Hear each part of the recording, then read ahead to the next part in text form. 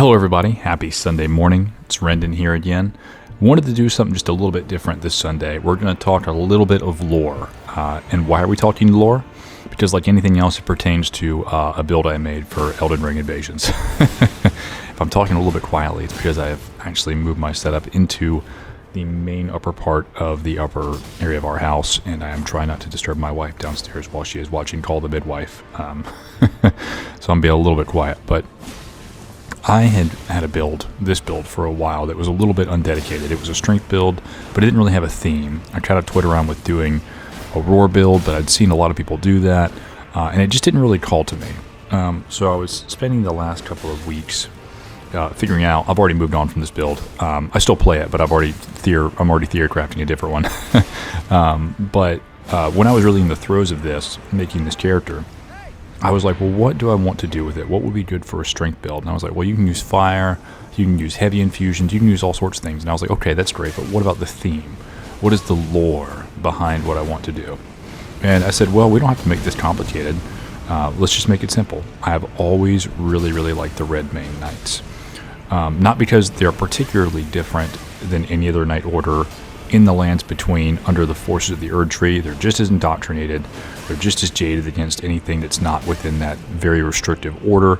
But they have some redeeming qualities to them that make them stand out a little bit from the rest of those orders, again, that I just mentioned. Now, they're not as interesting to me as the Caelid Knights. I think we can all, or probably all agree, that Caelid Knights are the coolest knights in the lands between because they're magic knights who fought the entire forces of the Golden Order to a standstill. And there's like 30 of them. What's not cool about that? What's not heroic about that? But the Redmane Knights are heroic too, in the sense that while nothing besides being General Radahn's chosen forces during the Age of the Erd Tree and right at the beginning of the Shattering made them interesting. Again, that itself would make them interesting. The real thing that made them interesting and heroic came after their general died, after Malenia came and basically nuked Caelid and General Radahn into oblivion at the end of the Shattering, and just kind of ruined all of Caelid. It would have been easy for an entire Knight Order like that, who had worshipped their demigod for years and years and years, to just break, fall apart, return home, or hold up in their castles, retreat, go to a better area that wasn't infested with rot. But instead of doing that, the Redmane Knights burned the crest on their shield, swore off going home, and fought the rot to not a standstill, but kind of a cautious, slow retreat. They're in my eyes, they're like second to Caelid Knights, and it's not even close. There's nothing after them. Not only do they fight the rot, what makes it even more interesting than that is they use heretical means to fight the rot. They use fire, which is anathema to the Erd Tree. And how they did that, and why they did that, and how they came across that is a really interesting story that I think that the game tells you pretty well. It leaves some things hidden. Obviously, I'm no lore hunter, and I'm not going to make this a big theme of my channel, but I enjoy delving into a little bit, because you can tell, and obviously in every Souls game that's ever come out, environmental storytelling is a big deal. So just by looking at the placement of items, where things are, kind of reading the subtext, and then kind of drawing your own conclusions, you can get an idea of where these things came from, why they might have been the way that they are.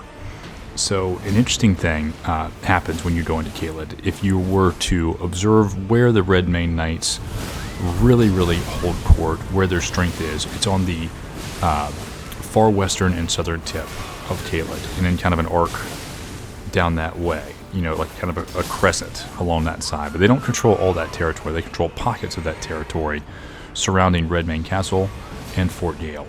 There might be a couple of other isolated settlements. I think that there's some Knight Outriders with flaming spears, and that's cool as hell, riding around in different parts of Caelid.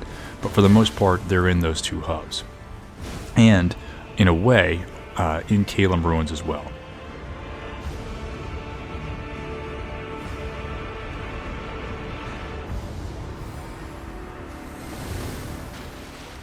Now, the first thing you'll come across when you come into Caelid is the Smoldering Church.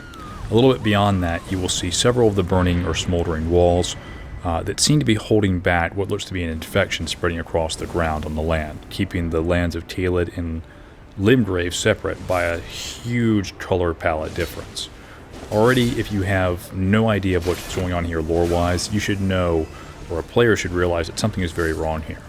Even if you have no lore context for why fire is a heretical thing to the Golden Order, it still looks odd. It looks off. It looks like this shouldn't be here.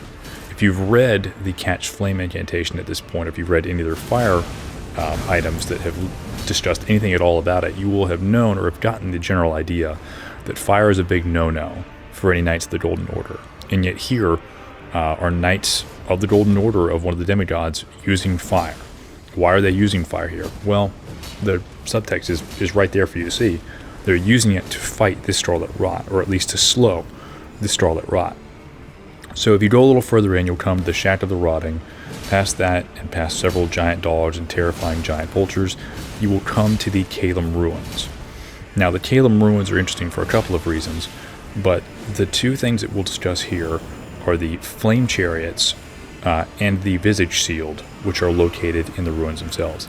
Now, the Flame Chariots, if you come across them, you'll know what I'm talking about. They are literally chariots that charge at you, that spit fire. But what's interesting is if you read the enemy lore tab for them, they mention, or it mentions, that they are, or were, engines of the Fire Monks. It says, "Beware the Fire Monks' chariots bearing the face of giants." The Visage Shield also seems to have some association with the Fire Monks, because it reads, "The dreadful visage and burning flames are designed to remind one of the horrors of facing a fire giant." In other words, this shield has an instructional function. So here we have two references to the Fire Monks in Caelid, right by the Redmane Knights. Now you might say, Rendon, these aren't directly associated by the Redmane Knights. There's no Redmane Knights here. And you would be right. But just south of here is Fort Gale. Now if you go towards Fort Gale, which is south and west of this location, you will come to several more smoldering walls, the incantation, or I'm sorry, the Ash of War of, Flame of the Redmanes.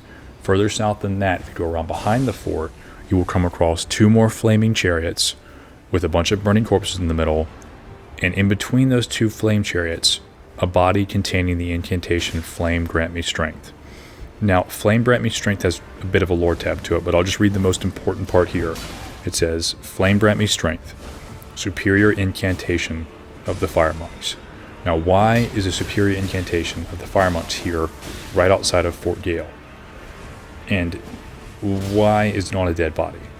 Is the implication that the Redmanes killed the Fire Monks that were here and stole the incantations and fire to fight the rot? Did the Fire Monks work with the Redmane Knights? Did the Redmane Knights just discover this corpse that had the incantation on it and found that it worked against the rot and then just decided to use it? It's kind of hard to say. You can read your own or create your own interpretation from this. But I think it's really interesting that the incantation, the specific flame incantation you find here, is called Flame Grant Me Strength. And that's exactly what the Redmane Knights have done. They have taken this flame and used it to grant them strength to fight and combat the rot in Caelid. Now, if you go south past Fort Gale, you will come to the real power of the Redmane Knights in Caelid, and that is in the Redmane Castle. Now, Redmane Castle was interesting for a number of different reasons. I'm not going to go into everything about it, but I will read a couple of lore tabs from items that you can find there in the castle itself. First is the Armorer's Cookbook 4, which reads, "A record of crafting techniques left by an armorer who served the great General Radahn. Contains knowledge of dealing with rot, the application of fire in particular." Now, in addition to this, you can also find further references to this blacksmith and armor in Redmane Castle in the form of the red-hot wet blade. All of this seems to point to the fact that whether or not that this is tied to the Fire Monks, there was also an armorer that helped craft weapons and armor, or at least weapons, for the Redmanes to help them fight the Scarlet Rot using fire itself. Did the armorer himself get this from the Flame Monks? Did they develop this on their own, using and adapting what they had learned from the Fire Monks? It's really hard to say, and we don't really know at this point. One thing that is kind of interesting is Castellan Jaren, who you encounter at the castle, will talk about another blacksmith that he comes across in the form of Iji, who you can find in Liurnia. Now, I'm not going to say that Iji is the armorer referenced in the Redmane Castle, because Iji himself says that Jaren came and visited them at Caria Manor. But something does happen that's interesting if you mention or if you run into Iji and then ask Jaren about it later on in Redmane Castle. He'll say this: "Is that old fool still hammering out weapons? Strange fellow when I knew him. His swords were all blunt as stone, but not one of them decayed when faced with the starlit rot." Now, why would an armorer or a blacksmith who's in service to the Carians in Liurnia have to make any sort of weapons that would need to be resistant to starlit rot? Was he just referencing some weapons that maybe Jaren took back with him that he gave to the Redmane Knights when they fought against the rot and they didn't, decay or go away?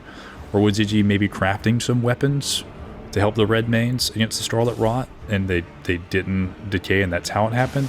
We're not really meant to know. I don't know I don't really know what the actual idea is going on there, but we do know that Iji did craft weapons that were resistant to starlit rot, so take from that what you will. Now, some astute observers among you may have noticed that I have not mentioned a certain ash of war that you can find outside of Redmane Castle. And while that would be an added reference to the point I'm trying to make about fire and its association with the Redmanes, it doesn't really add anything text-wise or lore-wise besides just it being there physically as another example of fire, being utilized by the Redmanes. And I've come across too many passive hosts crutching on that as a substitute for any measure of skill or learning in this game to actually mention its name. So out of protest, I'm just going to pretend it doesn't exist in that area. But that's it, really. I just wanted to talk a little bit about the lore implications of the build and why I like this build, because it is a Redmane Knight build, and I like the Redmane Knights. They're interesting because of their use of a heretical tool as a Golden Knight order to fight an enemy that they deem is to be even more heretical and dangerous than the Flame to them in the form of the Starlit Rot.